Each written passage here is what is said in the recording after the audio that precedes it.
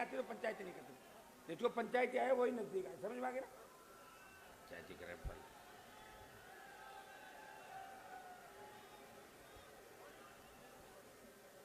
अपने पास क्या नौ सिक्कियों की फौज है, नौ सिक्कियों की फौज से अपन लड़ाई जीतने के लिए चले, ठीक है ना। ये मंच पे भी आते बैठे सिर्फ फोटो खिंचाने के लिए और माइक पे भाषण देने के लिए, इनका कोई काम नहीं जाता कि डिस्टर्ब कैसे करें, ठीक है ना। लेकिन मेरी मजबूरी मैं सबको साथ लेके चल रहा हूँ, मुझे चलना है, कप्तान की जिम्मेदारी होती है।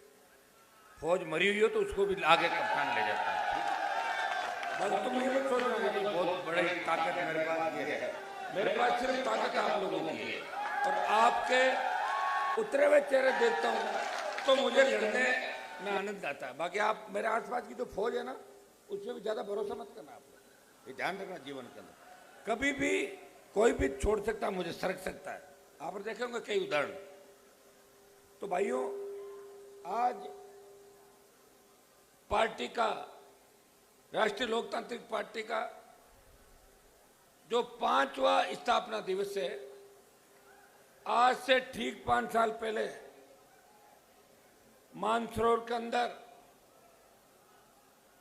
इस राजस्थान के जवान और किसान, दलित शोषित तबके के मन के अंदर एक पीड़ा थी। बार बार राजस्थान के 7 करोड़ से ज्यादा लोगों के आंखों पे पट्टी बांधकर जिस तरह राजस्थान की जनता को बेवकूफ बनाने का काम कांग्रेस और भारतीय जनता पार्टी कर रही थी, लगातार किसानों पर अन्याय, अत्याचार, और वसुंधरा सरकार के समय जिस तरह किसान के बेटों के सीने पे पुलिस और अपराधी मिलके नेताओं के संरक्षण पे गोलियां चला रहे थे, उस वक्त नजदीक से मैंने भारतीय जनता पार्टी और कांग्रेस की सोच को देखा था। वोट हमारा, राज उन लोगों का जिनकी परसेंटेज राजस्थान में कितनी आप भी जानते हो। और वो दोनों पार्टियों के अंदर, चाहे कांग्रेस की सरकार रही, चाहे भारतीय जनता पार्टी की सरकार रही, उन लोगों ने हमेशा राज के मजे लिए। और आज भी आप उठा के देखोगे, कहने को तो अशोक गहलोत ओबीसी के मुख्यमंत्री है, लेकिन गहलोत के चारों तरफ जो किचन कैबिनेट है, उस किचन कैबिनेट के अंदर आपको वो चेहरे नजर आएंगे जिनकी सोच किसान विरोधी है। वसुंधरा ने लगातार हम लोगों को समाज का, अलग अलग समाजों का वास्ता दिला के इस राजस्थान की जनता को ठगा, और प्रदेश की 2 बार मुख्यमंत्री बनी, और दोनों बार जितना अन्याय, अत्याचार शेड्यूल कास्ट के लोगों पे, जाट, गुजर, मीणा, यादव, इनके ऊपर अत्याचार हुआ। दुर्भाग्य इस बात का है, जिन किसान परिवारों को, जो अपने आप को किसानों का सच्चा हितैषी बताते थे, जो किसान कौम को राजस्थान के अंदर 50 साल धोखा देके किसान कौम को कामयाब करने की बात नहीं कह रहे थे, उनका भी ऑपरेशन अशोक गहलोत और वसुंधरा ने मिलकर किया। दुर्भाग्य इस बात का, उन नेताओं के बच्चे भी उनकी ही गोद में बैठे हैं जिन्होंने उनके पिताजी और किसी के चाचा जी और किसी के भाई को जेलों के अंदर डलाया। अगर इस बात का गुस्सा किसी को राजस्थान के अंदर आया, इस राजस्थान के अंदर जब कोई नौजवान बेरोजगार से तंग आके आत्महत्या करता था प्रदेश के किसी कोने के अंदर, और कर्जे के बोझ के तले जब प्रदेश के अंदर किसी कोने में किसान आत्महत्या कर रहा था, उस वक्त अगर जवान किसान की सोच के अपने मंत्री पदों को ठोकर मार के वसुंधरा गहलोत के गठबंधन को तोड़ के इस राजस्थान को बचाने का अगर संकल्प किसी ने लिया, जिसने ये कहा मेरी पूरी जवानी इन किसान दलितों के नाम कर दूंगा, लेकिन इन पर अत्याचार नहीं होने दूंगा। समय लग सकता है, लेकिन राजस्थान के अंदर राष्ट्रीय लोकतांत्रिक पार्टी का गठन करके देश के उन तमाम नेताओं के मुंह पे ताले लगवा दिए। वो आपके संघर्ष से, किसानों के आशीर्वाद से हनुमान बेनीवाल की राष्ट्रीय लोकतांत्रिक पार्टी ने उन नेताओं के मुंह बंद कर दिए जो ये कहते थे कि राजस्थान में कोई पार्टी नहीं बन सकती, कोई राजस्थान के अंदर तीसरा दल नहीं बन सकता। भाइयों, आपको याद है जब मैं मोदी के गठबंधन के साथ सत्ता दिल्ली के अंदर एनडीए गठबंधन में गया, किसान आंदोलन जो पंजाब के किसानों ने शुरुआत करी और बड़ी लड़ाई लड़ी। पंजाब के लोग जबरदस्त लड़ा किया। गुरु गोविंद सिंह जी की फौज जिस तरह मुगलों का और अंग्रेजों का मुकाबला करती थी, उस पंजाब ने नरेंद्र मोदी को चुनौती दी कि तीनों कृषि कानून वापिस करो, हम मोदी की सरकार नहीं चलने देंगे। पंजाब से आंदोलन उठा, दिल्ली कूच का निर्णय हुआ, लोकसभा के अंदर तीनों कृषि बिल पारित हुए और पंजाब का आंदोलन धीरे धीरे इस देश के अंदर फैलता चला गया। हरियाणा के किसान जवान ने साथ दिया, दिल्ली के किसानों ने साथ दिया, उत्तर प्रदेश के किसान मोदी के विरोध में सड़कों पर आए, लेकिन राजस्थान के अंदर हलचल नहीं थी, क्योंकि राजस्थान राजनीतिक रूप से कमजोर प्रांत है, जहां कभी तीसरा मोर्चा सत्ता के आसपास नहीं आया। अगर आई थी तो उत्तर प्रदेश, बिहार, हरियाणा की वो पार्टियां आई थी जो चुनाव के बाद अपना झंडा और डंडा यहां से ले जाती थी। एक व्यक्ति जिसकी पार्टी देश के अंदर सबसे नई पार्टी थी, राष्ट्रीय लोकतांत्रिक पार्टी, जब हरियाणा, पंजाब, दिल्ली के किसान नेताओं ने मुझे कहा, हनुमान जी आप किसान के बेटे हो, आप तेजा जी के भक्त हो, जिन्होंने 1000 साल पहले गायों की रक्षा के लिए अपने प्राण न्यौछावर कर दिए, अगर आप राजस्थान के अंदर आंदोलन करो किसानों का और NH8 जयपुर दिल्ली का जो राष्ट्रीय राजमार्ग है, अगर आप इसको जाम करो और मोदी की सत्ता छोड़ दो तो किसान कौम की जीत हो सकती है। मेरे सामने दो ही विकल्प थे। हमेशा हरियाणा, उत्तर प्रदेश के लोगों ने लड़ाइयां लड़ी। इतिहास के अंदर आपने देखा होगा कि जितनी भी लड़ाई हुई देश के अंदर, उसमें हरियाणा की सरजमी पे और उत्तर प्रदेश, दिल्ली के आसपास, पंजाब के आसपास बड़ी लड़ाइयां लड़ी गई इतिहास के अंदर। भाइयों, राजस्थान के अंदर हम लोगों का 3 तरीके से शोषण हुआ। अंग्रेजों के राज के बाद राजा महाराजाओं ने हमें कुचलने का प्रयास किया। दलितों के साथ साथ हमारे लोगों को भी जो नया अनाज होता था उसकी रोटी नहीं खाने देते थे, और किस तरह तड़पा तड़पा के हमारे लोगों को मारा था, अगर आप इतिहास जानते हो। जागीरदारों के राज के बाद अकाल का साया का धोखा। इसलिए राजस्थान किसान आंदोलन में ज्यादा इंटरेस्ट नहीं रख रहा था। मेरे को जरूर सोशल मीडिया पे छोटे भाई कि हनुमान जी मोदी की गोदी से बाहर आओ,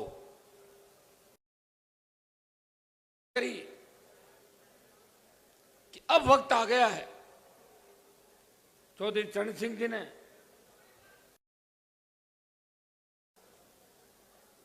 जो किसानों की लड़ाई लड़ी,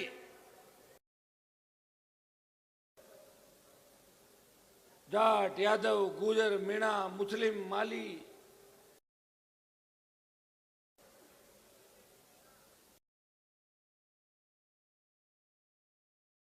कास्ट के भाइयों की लड़ाई,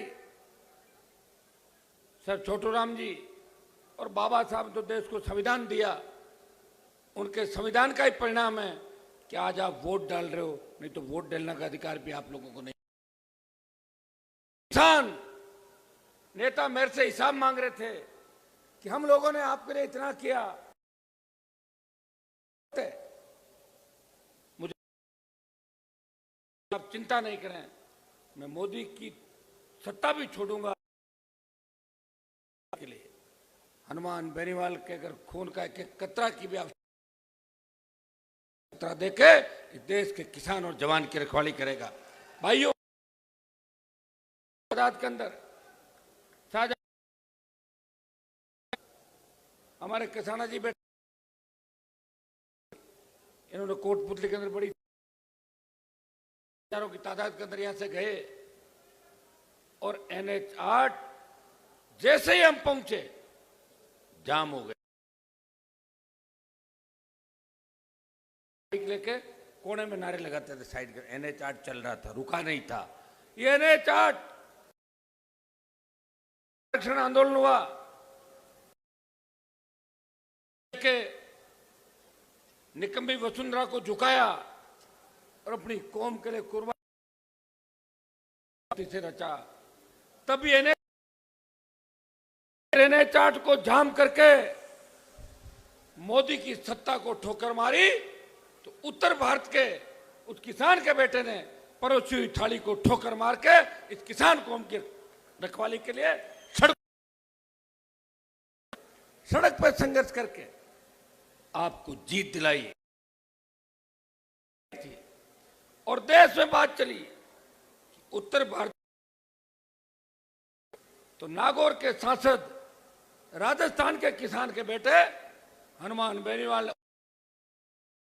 मोदी के आगे पूरा देश की तमाम पॉलिटिकल पार्टियां सरेंडर हो गई, सड़क पर निकल पड़ा। उसको न ईडी का डर है न CBI का डर है। देश के अंदर देश का जवान तकलीफ पे था। इस लोकसभा से ज्यादा बेरोजगार जवानों के मुद्दे किसी ने उठाए और सेना को ठेके पे दे दिया।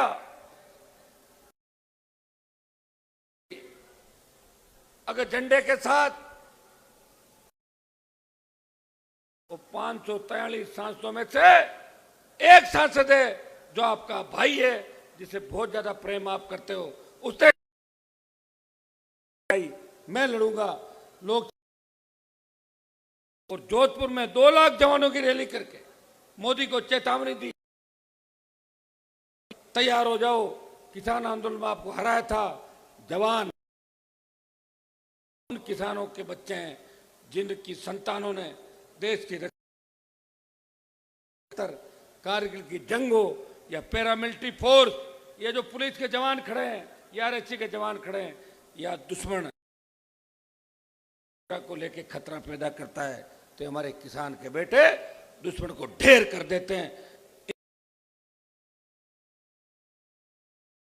था जिसने मोदी से टक्कर ली और परिणाम यह हुआ कि डरी हुई मोदी सरकार ने 25% अग्निवीर को वापस भेजने की बात करी थी। उन्होंने कहा कि 50% को सेना में रख लेंगे। आपको विश्वास दिलाता हूं कि राजस्थान के देश का सेमीफाइनल है। इस सेमीफाइनल के अंदर अगर आपने भारतीय मोदी से सारा हिसाब सूत सहित चुका दिया, जवानों मैं विश्वास दिलाता हूं कि अग्निपथ भी वापस होगा, बेरोजगारी की समस्या का ठोस समाधान भी होगा और में 80% रोजगार कैसे मिले, बेरोजगार से आत्महत्या नहीं करे तो डिग्री से भी होगा जब भाजपा के खिलाफ आप वोट करोगे, कांग्रेस के खिलाफ याद करोगे, जब आपके मोदी की सरकार ने जाट समाज के उन नौजवानों का जो हरियाणा में आरक्षण आंदोलन के अंदर का आरक्षण देने की पूर्वक मांग कर रहे मेरे छोटे भाइयों पे 50 के आसपास बच्चों को मौत के घाट उतार दिया। याद रखना उस चीज को। मेरा तो कुछ नहीं बिगड़ेगा। मैं तो विधायक 3 बार बन गया, सांसद बन गया, पार्टी भी बना ली और कितने सारे नेता तैयार कर दिए राजस्थान के अंदर। हर समाज का लीडर आज, जिन्होंने कभी सोचा नहीं होगा कि मोदी और राहुल की रैली के अंदर कोई बिठाता है। तो भी ये अनुमान बेनीवाल है। इसने पूरा जीवन समर्पित करके मोदी को अभिभाषण रोका और प्रधानमंत्री को भाषण देने से रोक दिया। नहीं बोलने दूंगा तुम्हारे को। ये ताकत अगर किसी के अंदर है वो आपके भाई के अंदर ताकत है। ईआरसीपी, ईस्टर्न कैनाल परियोजना, जिसमें राजस्थान के 13 जिले, उसमें नागौर, सीकर, झुंझुनू, बाड़मेर, जोधपुर नहीं है, चूरू नहीं है, हनुमानगढ़, गंगानगर नहीं है। उसमें जिले हैं भरतपुर, धौलपुर, दौसा, करौली, कोटा के चारों जिले, अलवर के लिए संघर्ष करे। किसानों, जवानों का साथ किसी ने दिया और 1 दर्जन बार ईआरसीपी को किसी ने लोकसभा के अंदर की। तो नागौर के सांसद ने इस नए राजस्थान के निर्माण में अपने भाइयों को न्याय दिलाने की बात करी। तो विशेष राज्य का दर्जा देने की किसी ने बात करी। दलितों पे बढ़ते अत्याचार, भाई जितेंद्र मेघवाल की हत्या हो, जालोर के अंदर मटकी से उस दलित बच्चे को जिस तरह पीट के मौत के घाट उतार दिया, थानागाजी की दलित महिला जिसका वीडियो वायरल किया और उसमें भी किसी पे कोर्ट में चालान हुआ। वो नागौर का सांसद है जो लड़ने के लिए दौसा के रेलवे ट्रैक पर गया था। ऐसा कोई इलाका नहीं, ऐसा कोई जिला नहीं जिनके लिए लड़ने के लिए मैं वहां नहीं गया। जब प्रतापगढ़ दरियावद के अंदर हमारी आदिवासी बहन को निर्वस्त्र करके घुमाया, उस बात को भी मजबूती से उठाया और मैंने मांग करी कि कलेक्टर एसपी भी हटने चाहिए। जो बीच प्रणाली है वो फेल थी, इसकी वजह से 3 दिन बाद एफआईआर लॉन्च हुई। इस राजस्थान के जो लंबित हनुमानगढ़, गंगानगर के अंदर पानी को लेकर जो लंबे आंदोलन चले और पहली बार हनुमानगढ़, गंगानगर के 250 से 500 आपके मुख्यमंत्री को कहा कि आप मेरे मित्र हो। उन्होंने कहा आधी दूर में आ जाता हूं भटिंडा, आधी दूर आप आ जाओ। और पहली बार शायद गंगानगर, हनुमानगढ़ के किसानों ने किसी मुख्य चर्चा करी, बात करी और पंजाब से पानी भी वापस राजस्थान का हिस्सा दिलाया। लेकिन 2 दिन बाद कांग्रेस और अकाली दल ने पंजाब में आंदोलन किया और कहा कि पंजाब का सीएम, पंजाब का पानी राजस्थान जो हिस्सा है वो केंद्र सरकार तय करती है। आज हरियाणा पानी के मामले में राजस्थान को आंख दिखा रहा है, पंजाब आंख दिखा रहा है, मध्य प्रदेश आंख दिखा रहा है। आंख क्यों दिखा रहा है? यहाँ के मुख्यमंत्री कमजोर है, वो अपने घर का ही विकास करना चाहते हैं। गहलोत साहब को अगर चिंता है, खुद के बेटे की चिंता है कि मेरे बेटे को सांसद कैसे बनाऊं, विधायक कैसे बनाऊं, राजनीति में स्थापित चिंता की, तो अपने उस बेटे की चिंता की जिसे शायद आप मिले हो क्या कभी? एक बार काम करना, वसुंधरा जी के बेटे से मिलके 15 मिनट बात कर लेना, उसके बाद आप खुद ही उसको बता दोगे वो कैसा है, खुद ही बता दोगे आप लोग, मेरे कहने की आवश्यकता नहीं। उसने चिंता करी इसको मैं नेता बनाऊंगी राजस्थान। उन लोगों को छोड़ दिया कर रहे थे 25 साल के अंदर, जिससे राजस्थान में घपले घोटाले हुए। गहलोत ने माथुर आयोग बनाया, वसुंधरा के चोरी के केस के अंदर, और उसको छोड़ दिया वापस, मुकदमे में एफआईआर लग गई। और वसुंधरा जब सरकार गिरी थी राजस्थान के अंदर, आप उस समय अशोक गहलोत की मदद किसने करी? वसुंधरा ने और भारतीय जनता पार्टी के नेताओं ने। जो लाल डायरी का प्रकरण चला वो बंद क्यों हो गया? बनने थे उनमें कांग्रेस के लोगों पे बनने थे, वो भारतीय जनता पार्टी के नेताओं के नाम थे, तो लेन देन करे थे, इसलिए बीजेपी ने लाल डायरी का मुद्दा उठाया, उसको दफन कर दिया। ये लाल डायरी का इश्यू था। ये मिलाजुली का खेल राजस्थान के अंदर चला, उसका परिणाम यह हुआ कि सांत शेखावाटी अंचल हमारे किसान के बेटे जो समझते नहीं है, कभी राज नहीं किया, उनका यूज हुआ, कोई भी उनको ले जाता है और ले जाके थोड़ा सा माइंड वॉश करता है और उस कौम के खिलाफ लोगों के भी नारे लगाते हैं। ये गैंगवार की घटनाएं हुई, और गैंगवार के अंदर हमारे बेटों के हाथ लोगों की हत्याएं राजस्थान के अंदर करवाई गई। जीवन गोदारे से लेके 1 दर्जन से ज्यादा हमारे बच्चे मौत के घाट उतार दिए गए। पीछे दिमाग किसका चल रहा था आपको पता है। इस राजस्थान ने एनकाउंटर, जब एक किसान के बेटे को भारतीय जनता पार्टी के बड़े नेता के इशारे पे पुलिस के एडिशनल डीजी, आईजी, एसपी और हमारे समाज के 5-6 उसको मौत के घाट उतार देते हैं और कहते हैं कि गैलेंट्री प्रमोशन दो। अगर उनको जेल में उस किसान के बेटे के परिवार को न्याय दिलाने का काम किया तो नागौर के सांसद ने बड़ी लड़ाई लड़ी और पुलिस के बड़े अधिकारियों को भी जेल के फाटक खुलवा के अंदर डलवाया। और एनकाउंटर की बात छोड़ो, वो तो नाम से ही ब्लड प्रेशर आया हो जाएगा, बात ही मत करो, जिंदगी में भूल हो गई। ये एहसास हनुमान बेनीवाल ने राजस्थान के अंदर कराया। जिद्दी वसुंधरा जो घमंड में चूर थी, जो किसी को कुछ नहीं समझती थी, अगर वसुंधरा उसको 7 समंदर बार फेंका तो नागौर के सांसद के संघर्ष से, छोटे भाइयों के संघर्ष से उसको बाहर का रास्ता दिखाया। गहलोत के बेटे को हरा के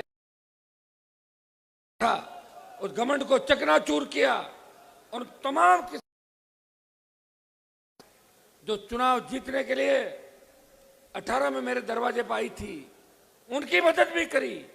और उन किसान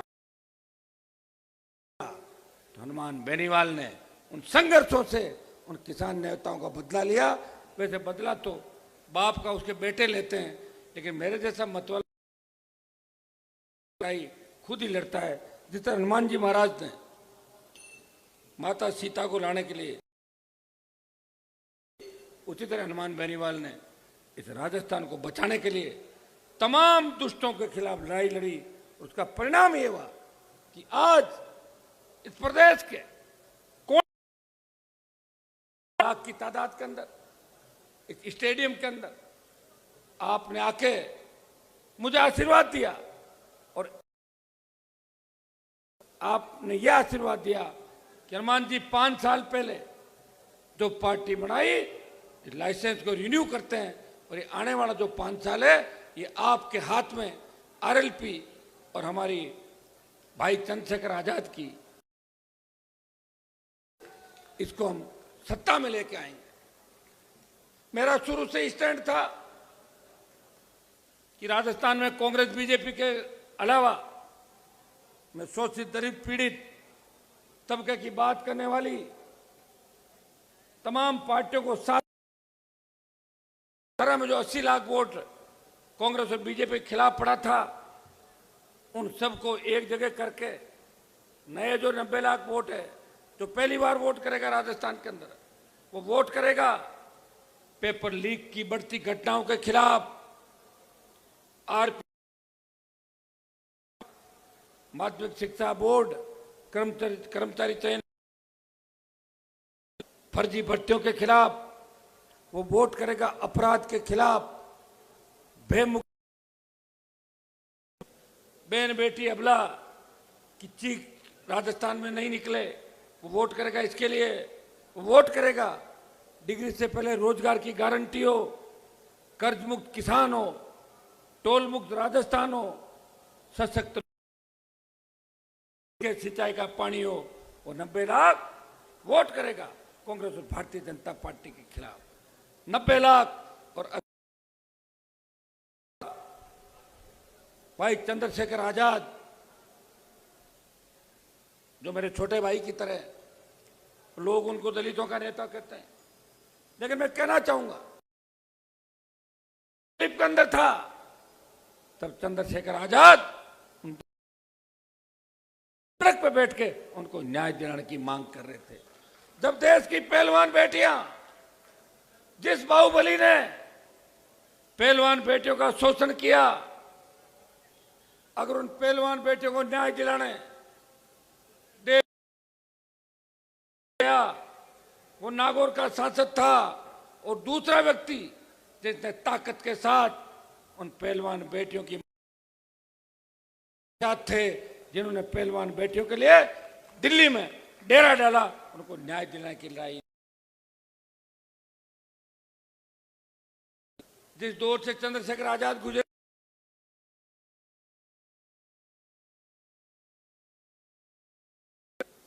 302 के झूठे मुकदमे के अंदर डाल के मेरे परिवार को तहस नहस बिखेरने का प्रयास किया था। उस वक्त हमारे ही समाज के नेताओं ने हमें बर्बाद करने का प्रयास किया, लेकिन ईश्वर की कृपा से, आपका आशीर्वाद और संघर्ष से, लंबा संघर्ष और लंबे दुख झेलते हुए मैं आज आपकी सेवा करने के लिए आपके बीच खड़ा हूं। इनकी हत्या कर हुई, ईश्वर की कृपा थी। झूठे मुकदमे के अंदर रखा, जमानत भी हुई।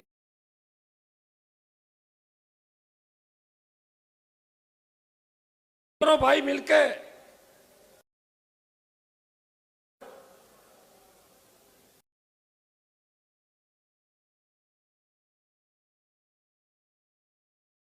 मैं विश्वास दिलाता हूं, राजस्थान, हरियाणा, पंजाब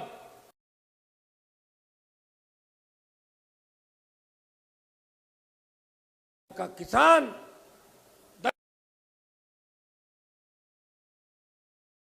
मिलके इस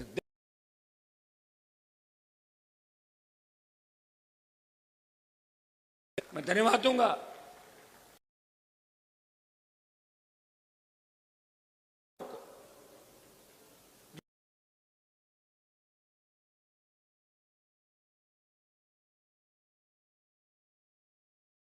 और मुझे विश्वास दिलाया कि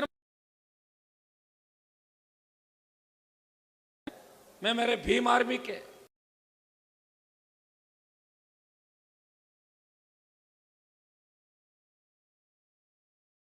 है, ये कोई 2-4 शरीर के अंदर ताकत, प्रयास करेंगे।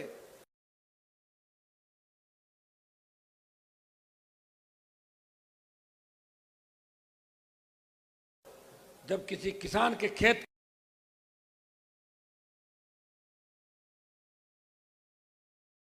देगी अपने आप ही,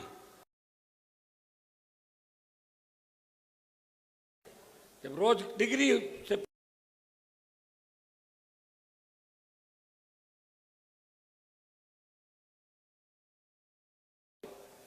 कि कोई मेरी घोड़ी रोक,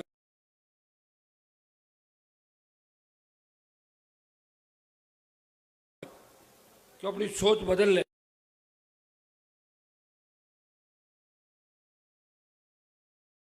घंटे के अंदर सोच अपने आप ही बदल जाएगी।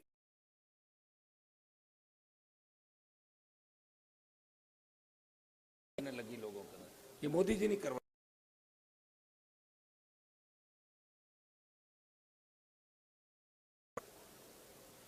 18 अंदर मैंने कुनबे को बढ़ाने का प्रयास किया और 18 के चुनाव का आपको बता दूं, मैंने 2-3 ऐसे उम्मीदवारों का प्रचार किया जो उनके प्रचार के अंदर भी गया था। ये किसान के बेटे इनको जीत।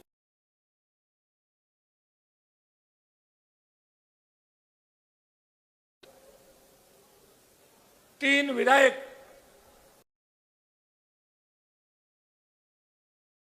प्रधान और एक म्युनिसिपैलिटी का चेयरमैन बना के साबित।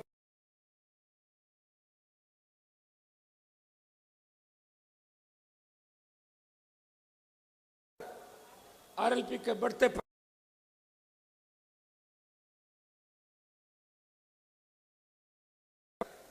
राष्ट्रीय लोकतांत्रिक पार्टी 50,000 वोट लेके दूसरे स्थान पर थी।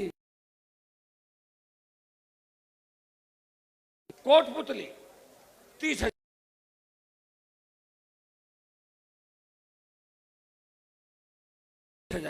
भीलवाड़ा का आसिंद के अंदर 40,000 से ज्यादा, कपासन में 30,000, चोमू में छोटे भाई छुट्टन यादव बैठे हैं 40,000।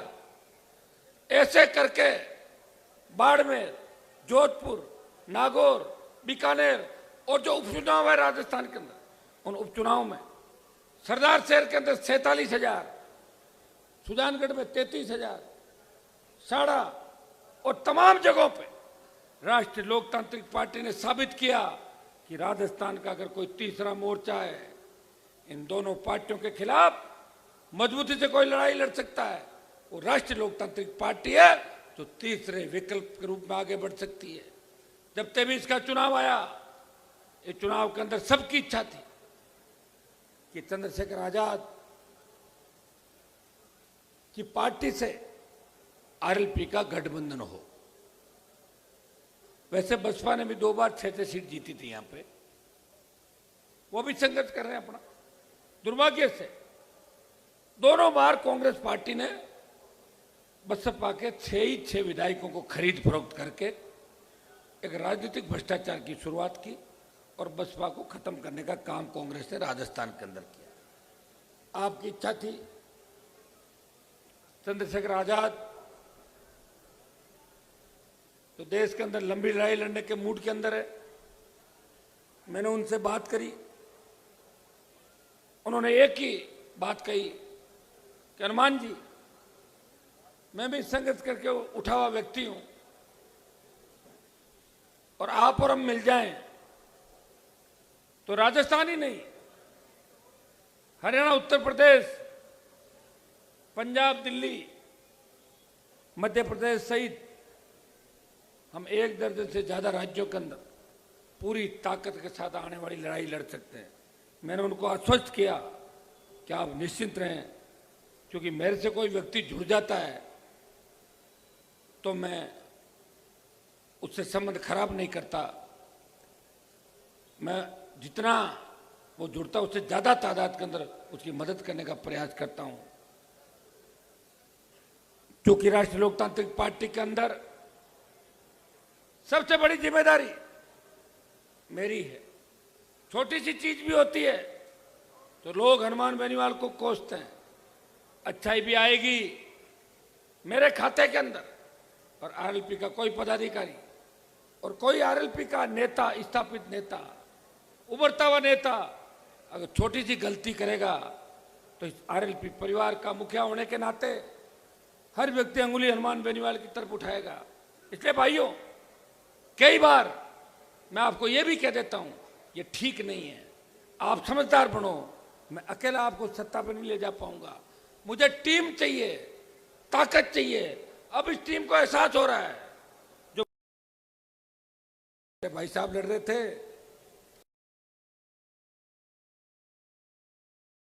को तकलीफ नहीं पड़ती। संकल्प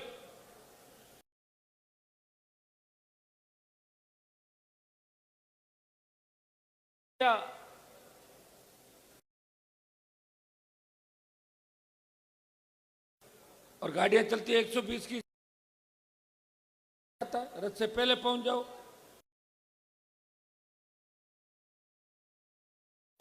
वही निकलना 3 बजे।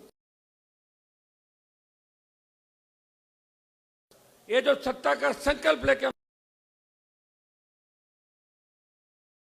पाया, लेकिन उपस्थिति रही।